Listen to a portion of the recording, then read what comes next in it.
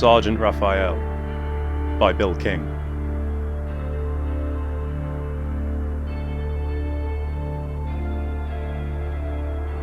The fading light of Armageddon's bloated red sun washed feebly over the desert encampment. The twin moons started their long, slow climb into the heavens. As the searing heat of the day faded, the camp came to life. The roar of great engines filled the air as the crew of the Shadow Swords started up their enormous tanks.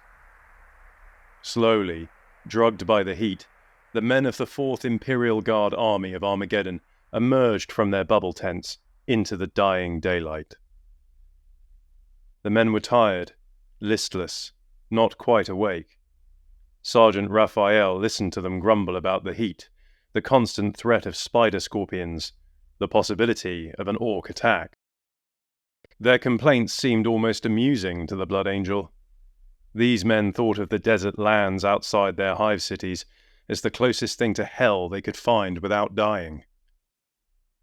How little they really knew, thought Raphael.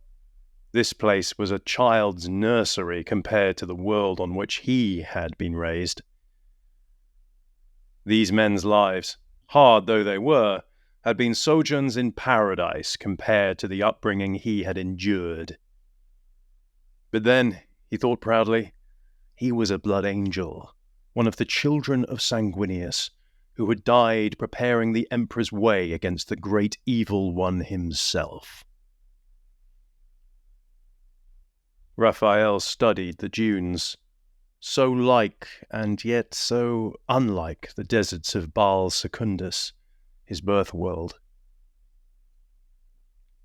Convection currents raised small dust devils in the air. Heat haze shimmered on the horizon, making distances all but impossible to judge.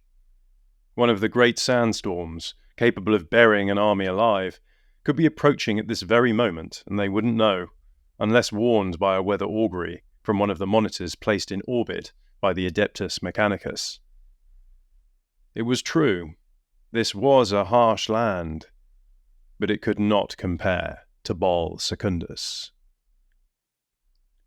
Here the wasteland was a chemical slag, byproduct of 100 centuries of industrial production. Rivers of sludge, soiled by the output of hive cities like Tartarus and Acheron, ran down to the poisoned seas. On Baal Prime, the only sea was the Sea of Glass, a smooth, shimmering plain of silica fused by the detonation of ancient, forbidden weapons. The deserts were multicolored wastes, the dusty corpses of continents made uninhabitable by the deadly chemical death clouds used long ago in the wars that ended the dark age of technology. Here men lived in teeming hive cities, protected from the elements by mile-thick plasteel walls. Only the mighty orc invasion of warlord Ghazghal Thraka could have driven them into the desert. On Baal Secundus, all the old cities were dead, and their rubble was inhabited by scavenger tribes. Only the shunned ones, their faces eternally masked, dwelled among the radioactive ruins, their factories using materials extracted from the corpses of their cities to churn out the endless stream of weapons they bartered to true man and deviant alike. Here, the worst the weather threatened was sandstorms capable of shredding an unarmoured man down to the bone. On Baal Secundus, there were hellstorms, where 1,000-mile-an-hour winds uprooted great boulders and sent them tumbling across the tortured land, where lightning bolts containing the power to shatter mountains lashed the scarred earth. There was acid rain, which could dissolve armor and eat through flesh. There were chemical blizzards, whose multicolored snowflakes, laced with the deadly neurotoxins, could dissolve nerve tissue in fiery agony, or send men mad with strange hallucinations, or open up the mind of the potential psyker to the dark influence of demons. Here, the main threats were heat and thirst. On Baal Secundus, there were other, more insidious ones. poisoned wells, and deadly rad zones, where the only warning of oncoming death was a strange glow in the night sky or the sudden clicking chitter of a rad alert amulet. Here, on Armageddon, the only living threats were land dragons and sand scorpions. Only now, during the Orc invasion, would a traveller be attacked by armed warriors. On Baal Secundus, roving hordes of mutants and true men wandered the ash deserts, fighting terrible battles for the possession of scant resources. Defending the sites where they dug up the artifacts of the ancients, or the holy battlegrounds where men might join the chosen. Raphael thought back to those days with something like nostalgia. Then he had been a simple warrior, fighting for nothing more than his life and a chance to join the chosen. Now he was a blood angel, and the awesome responsibility of defending mankind against its enemies rested on his shoulders. Now he was sworn to uphold the legacy of Sanguinius, no matter how heavy that burden became. He had donned more than a protective suit when he put on the crimson armour of the Blood Angels. He had donned the mantle of tradition that dated back to the time of the Great Crusade, when the Emperor yet walked among men.